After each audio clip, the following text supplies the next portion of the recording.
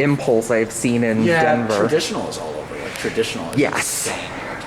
This is at Driscoll Hall at the University of Denver. We got Dover Impulse. And judging by that braille, I'm guessing this is probably a ThyssenDover. Yep, definitely ThyssenDover, because it has the black door equipment. Still says Dover though. We'll just take a ride down to B because we're gonna... I don't want to get a full round trip on this. These can be pretty interesting. Okay, why not? There's actually another Dover Impulse by me. Is it also a ThyssenDover, or is it an older one? I think that's a Dover. Okay. But it's weird. Let me show you what We'll go up to 1.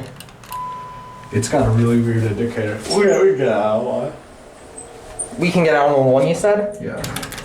This is the indicator on it. Wow. It's really Is it weird. at this campus? Yeah, but it's in the other direction. Ah. Here on 1.